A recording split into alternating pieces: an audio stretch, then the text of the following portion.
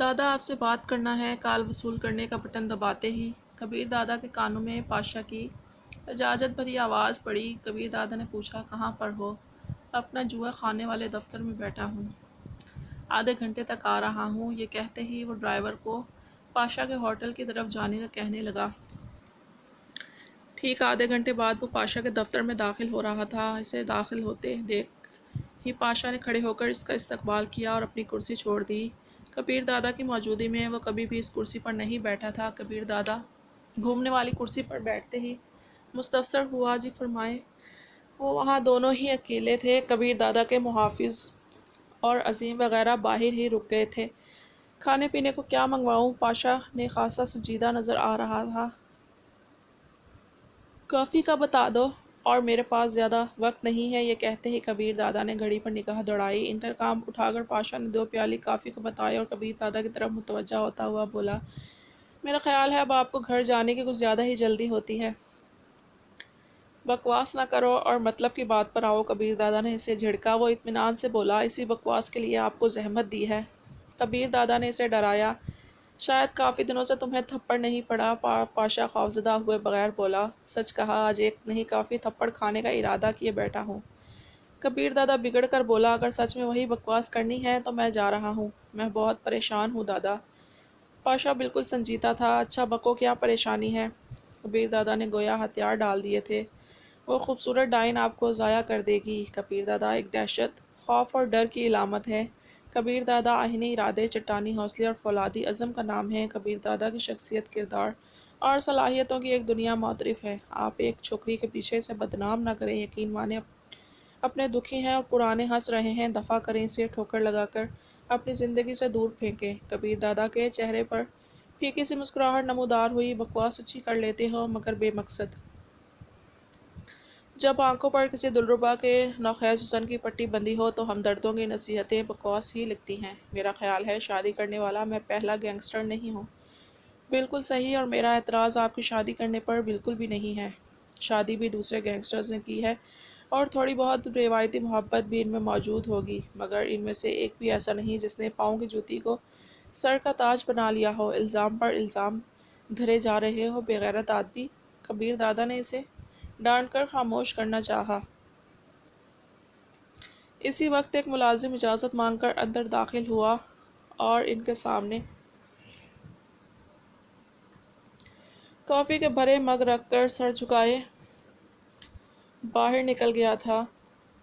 پاشا کافی کا ہلکا سا گھونٹ لیتا ہوا بولا، یہ سچ ہے کبیر دادا، کل رات کی تقریب میں میری نظر آپ دونوں پھر ہی تھی اور اس دوغلی ڈائن نے آپ کو اپنی بناوٹی محبت کا یقین دلانے کے لیے ایک لمحے کے لیے بھی آپ پر سے اپنی نظریں نہیں ہٹائیں۔ یقیناً اسے کسی نے خوب پڑھا لکھا کر کسی نے آپ کے پاس بھیجا ہے اور آپ بھی گاہے گاہے نظر چرا کر اس کی دید سی آنکھیں ٹھنڈی کر رہے تھے، اور پھر محفل موسیقی میں جو محبت بھرے میسج لکھے جا رہے تھے، ایسا تو ہائی اسکول کے طلبہ ہی کر سکتے ہیں۔ اور معاف کرنا، اس چڑیل کے ساتھ تو یہ چلیں یہ جچتا بھی ہے کہ میرے خیال میں وہ فرسٹ ایئر یا سیکنڈ ایئر کی طالبہ ہے۔ آپ خود کو دیکھیں کہ اتنے مقام سے نیچے آنا اترنا آپ کو روا تھا؟ کبیر دادا صاحب گوئی سے بولا، کوئی محبت بھری گفتگو نہیں تھی یار، اس نے مجھے گھر چلنے کا لکھا اور میں نے اسے ڈانٹ دیا۔ ایک چھوکری کی اتنی ہمت کہ وہ کبیر دادا کو محفل چھوڑ کر گھر چلنے کا کہے، اور ایک بار بھی نہیں بار بار میسج کرے۔ درجن بھر میسج ڈھونڈ تو میں نے گنی تھی، یقیناً آپ کی طرف سے ڈیل تھی، ورنہ وہ ایسی حرکت نہ کرتی۔ 1-2 میسج پڑھنے کا تو مجھے بھی اتفاق ہوا، وہ کوئی ناچنے گانے کی بکواس کر رہی تھی اور آپ اپنی مسکراہٹ روک نہیں پا رہے تھے۔ کبیر دادا چڑھ کر بولا، بے وقوف آدمی، وہ کم عمر لڑکی ہے، نادانی میں ایسی حرکتیں کر گزرتی ہے، اب کیا اس کی پٹائی شروع کر دوں؟ کم عمر نادان لڑکی نہیں، پوری 420 ہے۔ آپ کو تکنی کا ناچ نچایا ہوا ہے تو مجھے پاشا نہیں کھوتا کہنا، پیٹھ پیچھے تو اب بھی یہی کہتا ہوں یار۔ کبیر دادا نے کہا لگایا، پھر سامنے بھی کہنا، بلکہ میں اپنا نام ہی یہی رکھ لوں گا۔ بہرام میری جان، بے وقوفوں کی بات نہ کرو، یہ پریشانیاں اور الجھنیں اپنے دل و دماغ سے نکال دو۔ مجھے نہ تو اس لڑکی سے محبت ہے اور نہ میں اپنے مقام اور جگہ سے ہی ناواقف ہوں۔ کبیر دادا نے اسے اصلی نام سے پکارا، مجھے ثبوت درکار ہے۔ پاشا کو تسلی نہیں ہوئی تھی۔ کیا ثبوت چاہیے؟ کبیر دادا کے لہجے میں حیرانی تھی۔ شہاب قصوری، اخلاق حسین، نوشاد افریدی اور وہ سالہ ایس پی وغیرہ تمام ہر دوسرے دن نت نئی لڑکیوں کے ساتھ رات گزارتے ہیں، اور ان کی یہ بے غیرتیاں ان کی بیویوں سے بالکل بھی چھپی ہوئی نہیں ہیں۔ پاشا سانس لینے کے لیے رکا مگر کبیر دادا سے صبر نہیں ہوا تھا۔ بساختہ اس کے ہونٹوں سے پھسلا تو پاشا اطمینان سے بولا، تو یہ کہ آپ اپنی مرضی روزمرہ پر آ جائیں، ہر دوسرے دن آپ کی خوابگاہ میں نئی لڑکی ہونی چاہیے، بالکل اسی طرح جیسے شادی سے پہلے کیا کرتے تھے۔ کبیر دادا نے منہ بنایا، میری شادی کو عرصہ ہی کتنا ہوا ہے؟ 3 راتیں اس ڈائن کے ساتھ گزار لی ہیں، اتنا ہی کافی ہے۔ کبیر دادا نے افسوس بھرے انداز میں دائیں بائیں سر ہلاتے ہوئے کہا، کسی اور لڑکی کے ساتھ رات گزارنے سے کیا ہوگا؟ پاشا جھٹ بولا، مجھے یقین آ جائے گا کہ آپ اس فراڈن کو اتنی اہمیت نہیں دے رہے اور میرے اندیشے غلط ہیں۔ ٹھیک ہے، کبیر دادا نے اس بات میں سر ہلاتے ہوئے جان چھڑائی، جیسے ہی میرے معیار کی کوئی لڑکی نظر آئی تمہاری یہ تمنا بھی پوری کر دوں گا۔ وعدہ؟ پاشا کے ہونٹوں پر معنی خیز مسکراہٹ نمودار ہوئی۔ ایک بار کہہ تو دیا، کبیر دادا جھلاتے ہوئے بولا، اگر تمہاری نصیحتیں اختتام پذیر ہوں تو میں واپس چلا جاؤں۔ 1 منٹ میں جیب سے موبائل فون نکالتے ہوئے کسی کو گھنٹی کرنے لگا۔ پہلے ہی گھنٹی پر کال وصول کر لی گئی تھی، شاید جسے کال کی گئی تھی وہ اسی کال کا ہی منتظر تھا۔ پاشا نے مختصراً کہا، آ جاؤ، کہتے ہوئے رابطہ منقطع کر دیا۔ کون ہے؟ کبیر دادا نے حیرانی سے پوچھا، مگر پاشا کے جواب دینے سے پہلے دروازے کو دھکیلتے ہوئے کوئی اندر داخل ہوا۔ آنے والی شخصیت کو دیکھتے ہی کبیر دادا گہرا سانس لینے پر مجبور ہو گیا تھا۔ اس کا اصل نام تو کبیر دادا کو معلوم نہیں اور نہ ہی اس نے کبھی جاننے کی کوشش ہی کی تھی، البتہ وہ نگی کے نام سے مشہور تھی۔ شاید اس کا اصل نام نگینہ، نگین، نکہت یا نغمہ وغیرہ تھا۔ چند دن کبیر دادا کی منظور نظر بھی رہ چکی تھی۔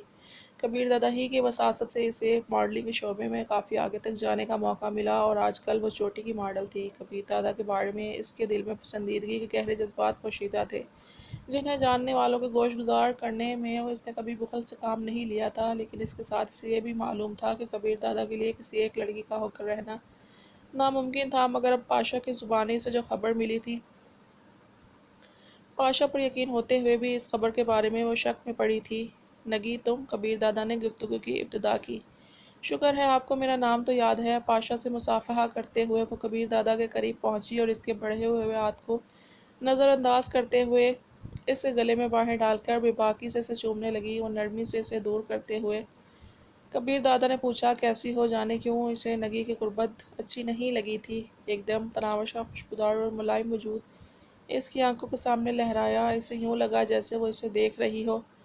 نگی اچک کر میز کے کونے پر بیٹھتے ہوئے بولی، بالکل ٹھیک، میرا خیال ہے نگی کی آمد کی وضاحت کرنا ضروری نہیں ہے۔ پاشا نے زبان کھولی۔ پاشا، میرے پاس ان چوچلوں کے لیے وقت نہیں ہے۔ کبیر دادا ایک دم بیزار ہو گیا تھا۔ دادا، یہ وہی نگی ہے جسے چھونے کی پاداش میں 3 تھپڑ میرے چہرے پر اور ایک بھرپور لات میری تشریف پر لگی تھی۔ قسم سے اس دن کے بعد آج تک اسے مصافحے کے علاوہ نہیں چھو پایا۔ سچ کہہ رہا ہے یہ جھوٹا؟ نگی نے بھرپور قہقہہ لگاتے ہوئے پاشا کی تائید کی تھی۔ پاشا، تھوڑی دیر پہلے میں نے کیا کہا تھا؟ یہی کہ جیسے ہی آپ کے معیار کی کوئی لڑکی نظر آئی آپ میری یہ تمنا پوری کر دیں گے۔ تو بس ٹھیک ہے۔ کبیر دادا نے کندھے اچکائے۔ ہائے ہائے، اب ہم آپ کے معیار سے بھی گر چکے ہیں۔ نگی بے باکی سے اسے گھورتے ہوئے بازاری لہجے میں بولی۔ دادا ہاں یا نہ میں جواب دیں، نگی کوئی سستی لڑکی نہیں ہے۔ بڑے بڑے نامی گرامی لوگ اس کے لیے ترستے ہیں، یہ تو بس آپ کی محبت میں دوڑی چلی آئی ہے۔ آج کل یہ جھوٹ سا سچ بولنے پر تلا ہوا ہے۔ نگی ایک دم سنجیدہ ہو گئی تھی۔ کبیر دادا بے بسی سے بولا، تو یوں تمہیں چین آ جائے گا؟ ہاں، پاشا نے بھرپور انداز میں سر ہلایا۔ کبیر دادا نے بیزاری بھرے لہجے میں کہا، تو اس قسم کے اور کتنے ثبوت دینا پڑیں گے؟ پاشا نے عزم ظاہر کیا، ہر دوسرے تیسرے دن ایک جل پری آپ کی خوابگاہ کی زینت بناؤں گا، یہاں تک کہ وہ ڈائن خود ہی کہیں دفان ہو جائے۔ کھوتے، وہ تیرے استاد کی بیوی ہے۔ میں نہیں مانتا۔ پاشا نے نفی میں سر ہلایا۔ ہائے، آپ کی بیوی؟ نگی نے چیختے ہوئے پریشانی کا اظہار کیا۔ کبیر دادا نے اس کی بات پر توجہ نہیں دی تھی۔ کیا نہیں مانتے؟ مجھے استاد یا اسے میری بیوی؟ کیا میری زندگی میں یہ ممکن ہے کہ میں آپ کو استاد نہ ماننے کے بارے میں سوچ بھی سکوں؟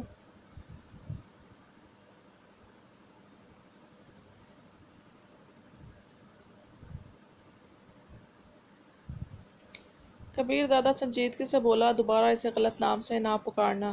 وہ جیسی بھی ہے مگر ایک عزت دار خاندان سے تعلق رکھتی ہے اور باکردار لڑکی ہے۔ ٹھیک ہے بھابھی، کہہ دیا کروں گا۔ پاشا نے منہ بنایا۔ رات 9 بجے میری کوٹھی پر آ جانا۔ نگی کو کہتے ہی کبیر دادا نے بات چیت ختم ہونے کا اعلان کیا اور اٹھ کر باہر کی طرف چل پڑا۔ نگی اور پاشا کے چہرے خوشی سے کھل گئے تھے۔ نگی کو وہیں بیٹھنے کا اشارہ کر کے پاشا کبیر دادا کو رخصت کرنے باہر نکل گیا۔